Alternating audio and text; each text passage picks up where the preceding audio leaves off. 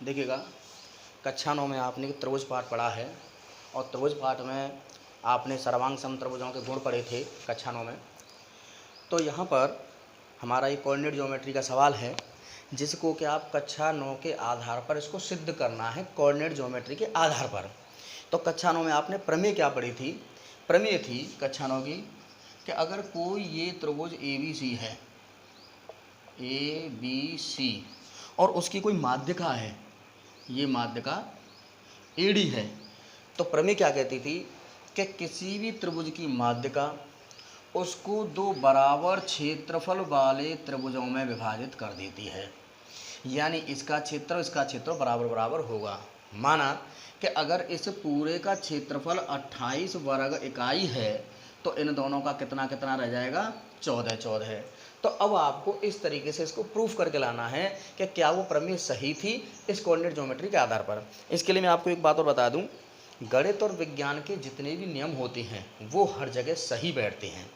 विज्ञान का कोई भी नियम सही, वो यहाँ भी सही है, यूनिवर्स में भी सही है, हर जगह सही है। इसी प्रकार गणित का जो नियम है ये हमने वैसे प्रूफ किया था एक ज्यामिति के आधार पर। अब हम यहाँ पर निर्देशांक ज्यामिति के आधार पर इसको सॉल्व करेंगे। कहीं कहीं आप जब आगे क्लासों में जाएंगे तो सदिश के आधार पर इसको प्रूफ करते हैं, वेक्टर के आधार पर इसको प्रूफ करते हैं। किसी भी आधार प्रूफ करो, लेकिन जो थ्योरम है, प्रमेय है, जो कि त्यों रहेगी। थ्योरम है कि कोई भी त्रिभुज की माध्यिका उसको बराबर क्षेत्रफल वाले दो त्रिभुजों में विभाजित कर देती है। अब हमें इसको प्रूफ करना है, तो कैसे करेंगे इसको प्रूफ? देखिएगा, तो यहाँ पर हमें इसके निर्देशांक दिए गए हैं। ए का निर्देशांक है 4 और -6, और बी का है 3 और -2, और सी का है 5 और 2। ये आपके निर्देशांक दिए गए हैं। तो सबसे पहले मेरा काम होगा कि इस डी के निर्देशांक ज्ञात करना। BC के मध्य बिंदु डी के निर्देशांक बराबर, जो माध्यिका होती, पहले मैं आपको समझा दूं कि माध्यिका क्या होती है कि किसी भी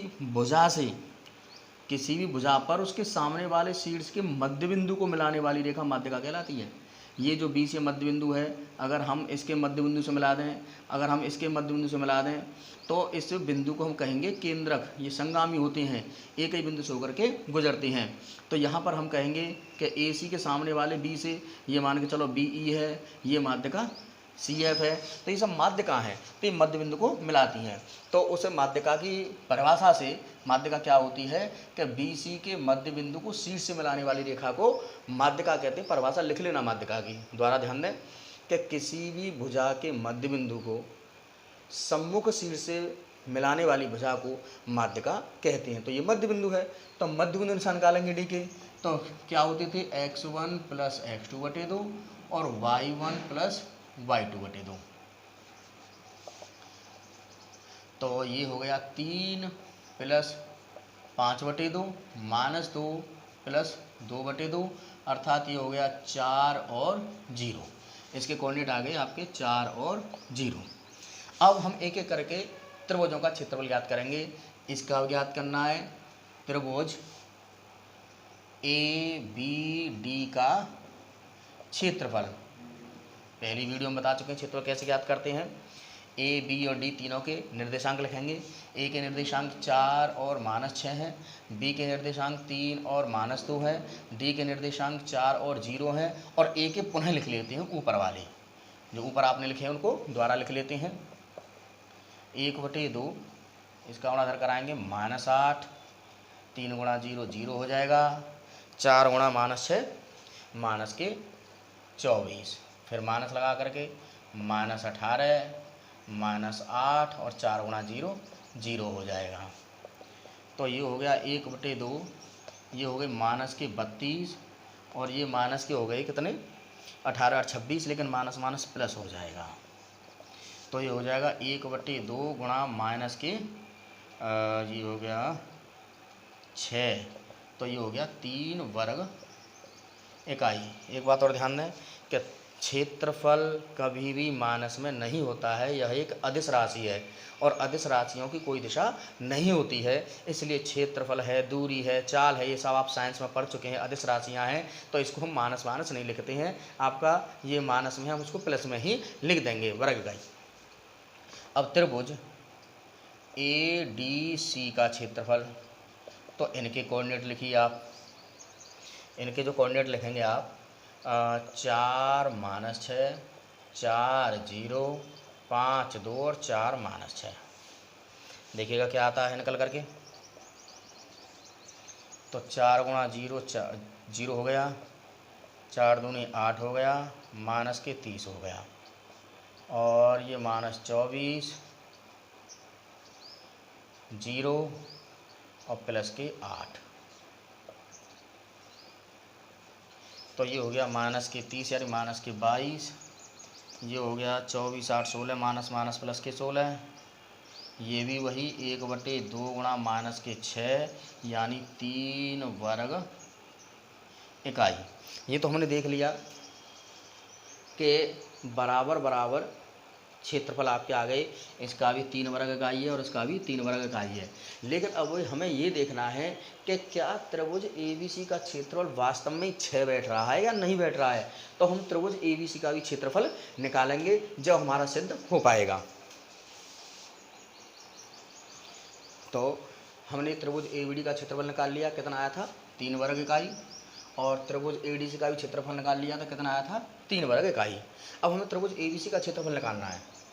त्रिभुज ABC का क्षेत्रफल, वही कहानी, आप चाहें तो त्रिभुज का क्षेत्रफल सूत्र से भी ज्ञात कर सकते हैं। कोई बाउंडेशन नहीं है कि जिस तरीके से मैं बता रहा हूँ आपको वही तरीका सही हो। आपके अदर टीचर हैं या कोई आपका भाई है किसी और तरीके से बता रहा है तो वह भी सही है। या आप ये ना समझें कि हमारा गलत है या आपका सही है या हमारा सही है आपका गलत, ये सब सही है। जैसा भी सुविधा हो, जो तरीका आपको अच्छा लग रहा है आप उस तरीके से हल करेंगे। ये कोई बाउंडेशन नहीं है कि आप एक ही तरीका अपनाएं। आपको अगर ये समझ में आ रहा है इससे करें, और सूत्र वाला जो तो मैंने आपको समझाया था x1/2 + x2/3 + x3/1 माइनस लगा करके, वो सूत्र से भी आप हल कर सकते हैं, जो मैंने इससे प्रीवियस वीडियो में जो आपको समझाया था। ABC का क्षेत्रफल 4-6, 3-2, 5-2, 4-6, 4 दूनी -8, 3 दूनी +6, -30, -18, -10,